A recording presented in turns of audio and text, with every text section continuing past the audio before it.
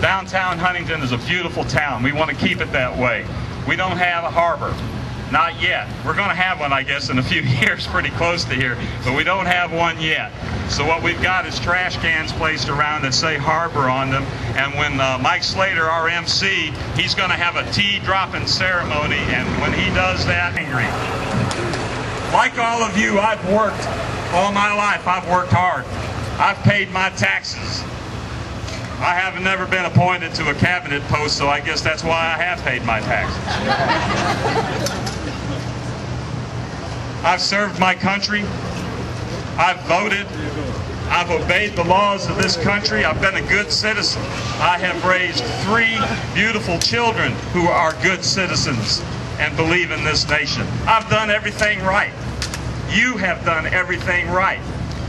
I have a wife, Susan Baker. She's in this audience. She's going to be 50 years old this month, and she is going to Iraq in December to do her duty because she loves this country. Would you recognize her? Susan, where are you? Stand up.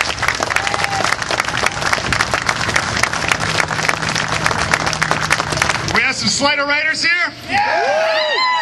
I like to hear. My name is Mike Slater. I'm the host of the morning show on West Tennessee's TJ Network, 1390 AM, 94 and 105 FM, stimulating talk, accurate news. It is so good to be here. This fills my heart so much. I went to Brownsville earlier this morning, and I talked with some people who went to Paris and Dyer, and have been these tea parties all across West Tennessee. And I'll tell you, I had a Glenn Beck moment this afternoon. I was in Brownsville, and we sang America the Beautiful. And I was sitting right here, and I closed my eyes. And then I opened and I looked around, and I saw all these people. It was about a crowd this big as well. And a tear went down my face. It was so beautiful. And a partisan issue. We're not left, we're not right. Ronald Reagan said, there you go, Ronald Reagan said it's not left or right, it's up or down, and we want to go up. And we want to move up, and we know how to do that. Now, it's easy to say, what are we arguing against? We know what we're fighting against. You just said it right there, bailout nation. What are we fighting for? Freedom. Freedom, I love it. Fighting for freedom. As big as he could, because he wanted the king to know that he signed it. When the founding fathers said, give me liberty or give me death, they meant it. So are you willing to die for the cause right now? You know, it's okay if you said no. It's okay if you said no, because I'm going to be honest, I'm not willing to die for it right now, but I'm willing to do everything short of that. And if you don't do everything short of that, nothing will change. Real, defined change. See, can hear us again. Does John Tanner support you? No! I want you to say this with me so we can all say it in unison. I'm going to say it right now. America is the greatest country in the world. One more time, everyone. America is the greatest country in the world. You know it. I know it. Let's not be afraid to say it. We have to move forward unashamed and unapologetically. Thank you guys so much. God bless. I also, I don't know who I feel like. I guess whoever it is that bats after Albert Pujols, you know? I mean, nobody can match up to him. But as an attorney, I like facts and details and earmarks. They didn't even read it. Why? They didn't even read it. Folks, you know why there were 8,000 earmarks in there? Because we asked for it. We keep electing people who say, what do you want? I'll give it to you. You know what I want? I want a politician who will say no. That's right. I don't want that. I want less of that. I want a politician who'll say, I'm not going to do anything for you.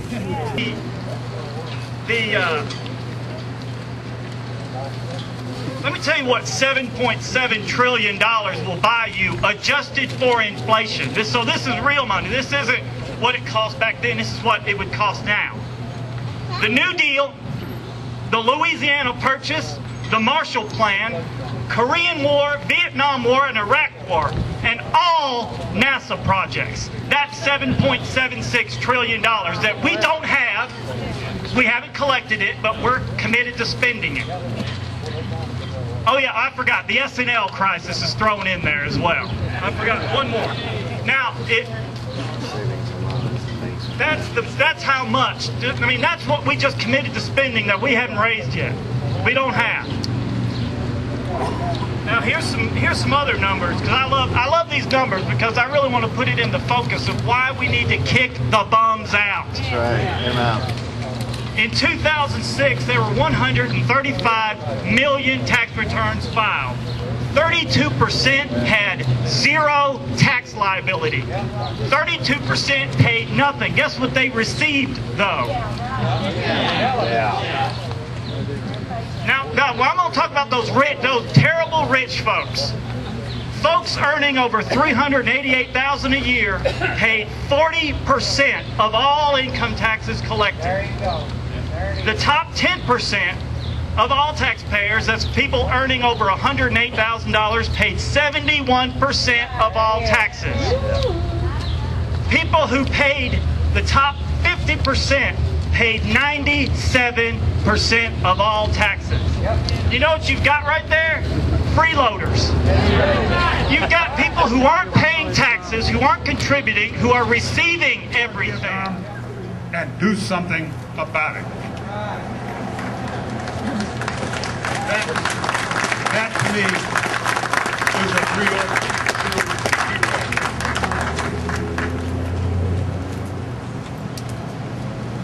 You know, there's another guy that I know that felt the same way. This guy was over their first tour.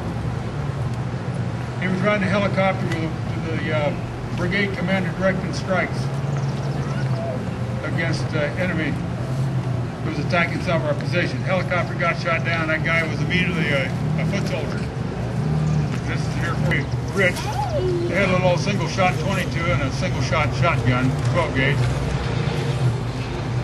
And the brother shot the rabbit. It was in the snow. The brother shot the rabbit. Didn't quite kill it. It's come running by, and the other guy hit it with a shotgun, which broke the shotgun. The little latch wouldn't hold it shut. So from then on, for the rest of the time, knowing that shotgun, they had to hold it together when they shot it. That's common, folks. That's the guy that got shot down, and he figured out he's going to have to be coming in from them right away. And then again, we had to parachute in special forces camps in the middle of the night, in the middle of a firefight in the jungle. He had to know how to use his gun. And finally, when he got shot down with an SA-7 missile, he's coming down, he looks down, he sees all sorts of guys down there below. He's been trying to rescue a couple of folks from him. They're shooting at him, jerking his parachute around, gets on the ground. He realizes there's no way he's going to get rescued unless he does something about the situation. Takes a matter in his hands, shoots one of them, takes his rifle, shoots a couple more. Gets rescued by an Army helicopter. I'm glad he did, because that's me. And I'm proud to be here. Back, I said, okay. I got out of the Air Force because Jimmy Carter was president. I couldn't stand that. Peanut farming. I figured something I could do better than listen to that caterwaul coming out of that guy.